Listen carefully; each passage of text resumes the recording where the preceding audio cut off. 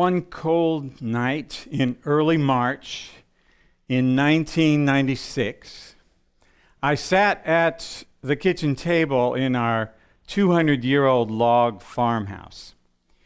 Now, I was there because a year before, my wife Lee and I and our two sons had left our comfortable, cozy, urban professional lives in Minneapolis to follow a wild back-to-the-land dream, to move to an abandoned tobacco farm in Randolph County, North Carolina, to start there a goat cheese dairy farm. We called it Goat Lady Dairy. Both Lee and I felt called and committed to this new way of life. But on that night, I wondered if we had made the right choice, because I was discouraged and depressed and hot with frustration after a dismal day. Not even the cold air seeping through the chinks in the low log walls could cool me down. I was frustrated because Lee and I had argued that day. We'd had a real argument about composting toilets. Yeah, composting toilets. You see, I was really trying to be a radical environmentalist. I was convinced that composting toilets in our new dairy barn would save the planet. Oddly, Lee was equally convinced that they were extremely impractical and way too expensive. So just like two goats out in our barnyard, we kept butting heads trying to convince the other one that ours was the right idea. Compost now, flush forever. Compost now, flush forever. It was a typical conflict of strong personalities and opinions. I've heard him say opposites attract. Well, I am an idealist and a dreamer.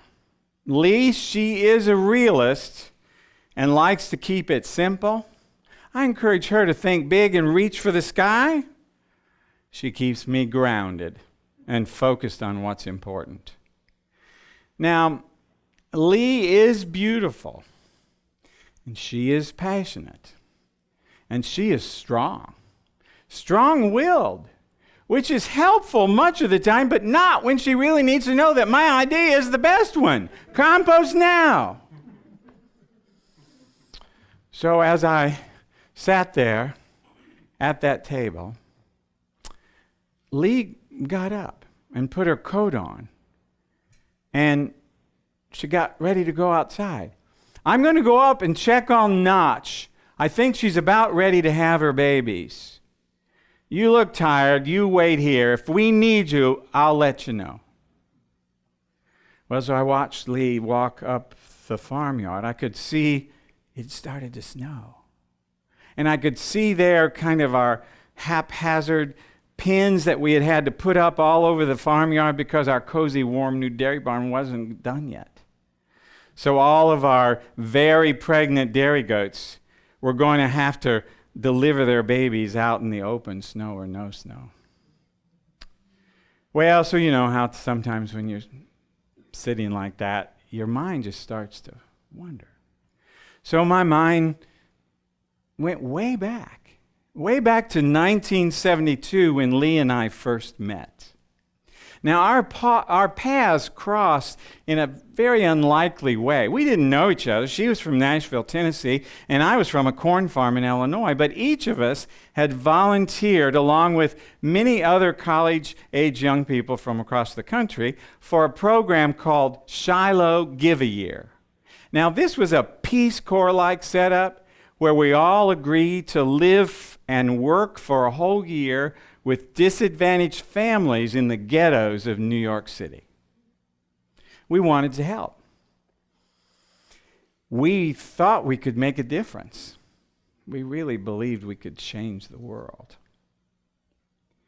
Well, so along with 40 other young people, Lee and I gathered together for a month-long orientation to prepare us all for the intense experiences to come. A part of orientation was something they called group therapy. And a part of group therapy was something that they called first impressions. So I had noticed Lee, but we hadn't spoken one-on-one. I had noticed her. I had noticed her lovely smile. I had noticed her long, lovely, luxurious red hair. And that Tennessee accent, smooth as sweet tea. I'd noticed her, but we hadn't talked. So it came time for this first impression thing, right? So there's a big circle all the way around, and it's my turn, and I'm sitting in the middle, and everybody's going around, and they're saying things like, "Oh, Steve, you are so funny. What a wit." And other people would say, "Man, you have really probing questions. You're a pretty smart guy." And then some people would say, "I love your stories." Well, I was feeling real good. And then it was Lee's turn. My first impression of you, Steve, to be honest, I don't think I really want to get to know you at all. Wait. Wait a minute. Hadn't she heard what all these other people had said? Hadn't she realized how charming I could be? She was not impressed. She thought I talked too much. I couldn't believe she said that. It was so brash. She was just out there. It was so direct. It was so honest. So self-assured. So strong. I was intrigued. I had never met a woman like Lee. Well, as it happens, the leaders of Shiloh, in their great wisdom, picked each of us, Lee, and picked me to join a small 8-person team to live in the Lower East Side of Manhattan and work for a whole year, live and work together for a whole year, helping drug addicts and teenage runaways and the adorable street kids that lived in our neighborhood. So gradually, we did get to know each other. Gradually, I learned to not talk quite so much and listen more. And so she and I found out that we really did share the same values and goals for a purposeful life. And that red hair, I fell in love. We fell in love with each other and those intriguing differences. And would you believe it? Only a year after she first said she didn't want to get to know me at all, we were engaged to be married. And the adventures continued. Well, so there I was sitting at that table, still kind of stewing in my own juice. But my memory went back to another therapy session, this time with a marriage counselor, 7 years into our marriage. I confessed to the counselor, "I just got to tell you, man, sometimes I just get so uncomfortable. At least she just gets so worked up. She just puts her feelings right out there. She gets so angry. It scares me. I just get really uncomfortable. I try to talk her out of it, and that just seems to make things worse." The counselor raised his eyebrows. "Hold on a minute. Didn't you tell me it was her passion and her openness with her feelings and her honesty and her strength that attracted you to her in the first place? What did you expect?" Tell you what, when you get in that situation the next time, just put up with being this uncomfortable for a while. Give her some space. She can work it out on her own. This is what you should do. When you find yourself there the next time, tell yourself, love means being uncomfortable. What a thought. You mean I could choose to be uncomfortable, and that would be choosing to love? Well, there I sat at that table, and I have to confess to you, I was in no mood to choose uncomfortable love. I wanted to just stay hurt and angry because I wanted those darn composting toilets. Well, just as I had that thought, Lee came to the door. Steve, come quick. We need your help. So I grabbed my coat on. I pulled my itchy wool toboggan down over my ears, and I followed Lee out into the dark farmyard. I just don't know what's wrong. Notch is having this baby, and I've tried, and I just can't get the baby out. I think the head must be too big. So we went to Notch's pen, and there I could see, out of the business end of Notch, I could see 2 little thin goat forelegs, about 12 inches long. And on top was a tiny, shiny, wet black nose. Now, I knew that was really kind of the way it's supposed to look when you have a normal goat birth, but something was wrong. There was a problem. I looked at Lee. Her jacket was stained with goopy afterbirth. Her hands were frozen. She smelled like an old barn in fresh blood. She and Notch were exhausted. They needed me to fix this.